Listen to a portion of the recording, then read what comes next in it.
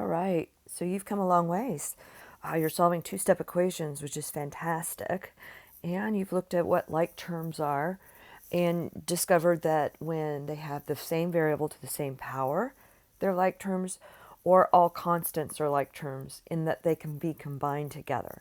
But we cannot combine or simplify any further a variable term with a constant. That is our simplest form when not written as an equation. But now we're going to look at them in equations where we can actually solve for the variable. So we must combine any like terms before we can solve for the variable. Like terms have the same letter, the variable, and the same power, which is the exponent. And remember, when no exponent is present, it's an exponent of 1. We don't have to notate that it's repeating because it doesn't. It's just one base of it, one time. One time in multiplication. Remember, the coefficient tells us how many times it repeats in addition. All right, now I'm going to add an extra little skill here that I find is very helpful in organizing your equation before solving for the variable. And V, of course, means variable. C will mean the constant. And what I want you to think about is that you've got to get the constants to one side and the variables to the opposite. So our goal is to get to a one-step equation before we even start solving. And we'll do that by putting the variables to one side and the constants to the opposite side. So I've gone ahead and I've marked up our first equation here. And I've got my variables marked and highlighted in green just for ease of viewing. And my constants in pink and highlighted in pink. Now, remember, it's really important to remember that minus sign in front of 1, that constant of 1, means it's going left on the number line. So we have to treat it like a -1 as we combine it with another constant.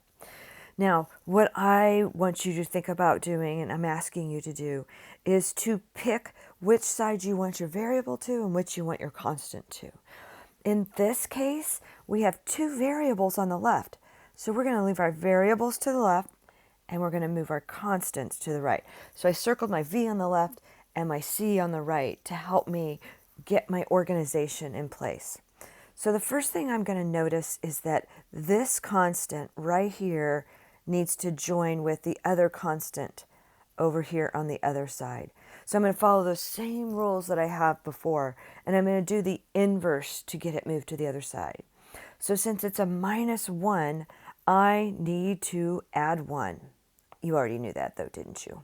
Okay, so I'm going to go +1 and +1. It's gone from this side now. I can add it, carry it down. Well, now I have my two variable terms here that can be combined. There's no point in carrying them down separate because it's clear to see they need to be added together.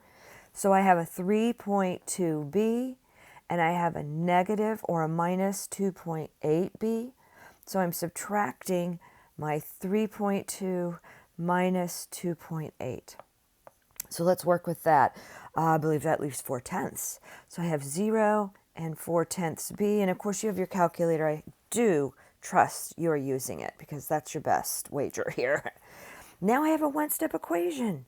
What's it doing? It says 4/10 times some number is 9. So I'm going to go ahead and I'm going to divide by 0 and 4/10. And I'm going to have my value for b, which is 9 divided by 4/10. So I'm going to do 9 divided by 4/10, and I get 22.5. So that means that the b value is 22.5. If I need to prove that, which of course I do, I want to go back and I want to do my check. So I'm going to rewrite my equation. 3.2 times b minus 1 minus 2.8 times b. And it should be the same as 8.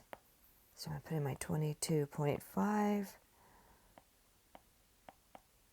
And then I'm going to go to my calculator. And it came out when I put it in the calculator straight through just like that.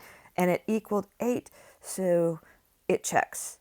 So my solution for the equation is 22 and a half. All right, don't panic. Remember, when we see fractions, we treat them just like any other number. They just make it a little more chaotic maybe on paper. Notice I've marked my constant, variable, constant, constant. Now, this time my variable is already here and it's the only one. So I am going to leave it there. I'm going to leave the variable on this side and I'm going to move my constants over here. But what that means that I would like to do first is I'd like to first combine these two constants together. And this one's a positive. So I have a positive 5/9 and then a negative or minus.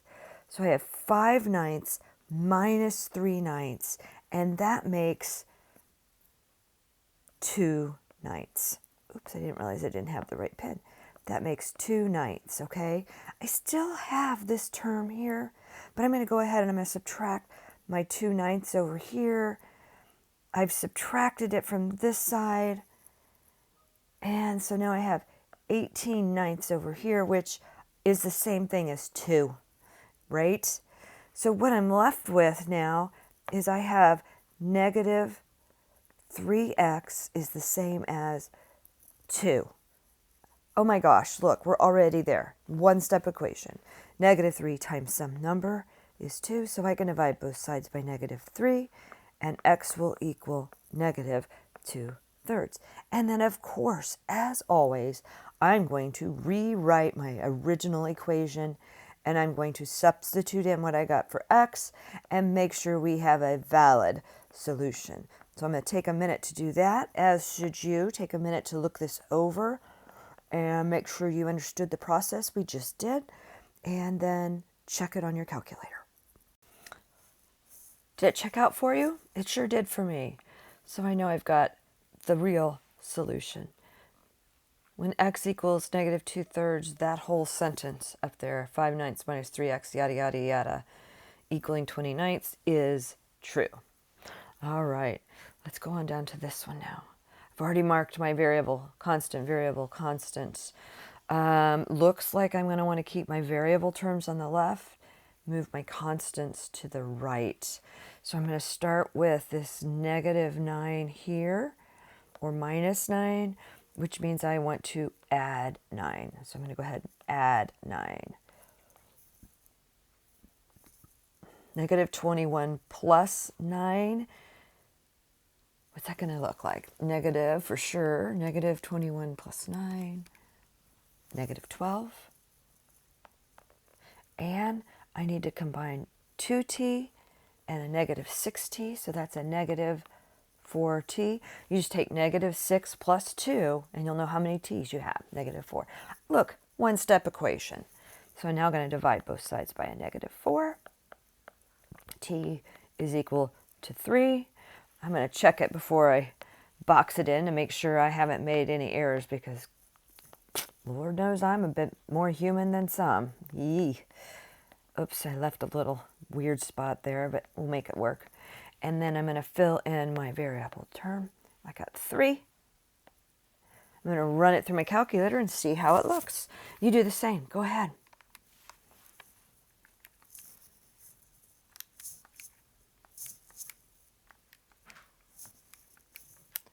Yay, it equals negative 21. Bingo. How about that? So here's what I'm going to suggest you do. I want you to go ahead and work these next 3 out. I think they're all going to be variable left, constant to the right, definitely. And I want you to go ahead and work them all 3 out. I'll put a separate video for them, but I'll let you come back and... No, actually, I'm going to stop at this. You work those 3 out, and then go to the next video to check your work and see if you need help working them out. All right? Okay, great job.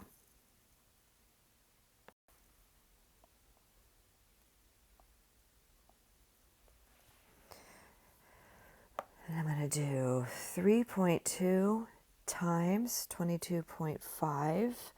My calculator doesn't have order of operations, so I'm going to hit enter after each multiplication. Minus 1 which you don't have to, okay? And then minus, oops, see how I messed that up? Oops, I'm going to have to start over.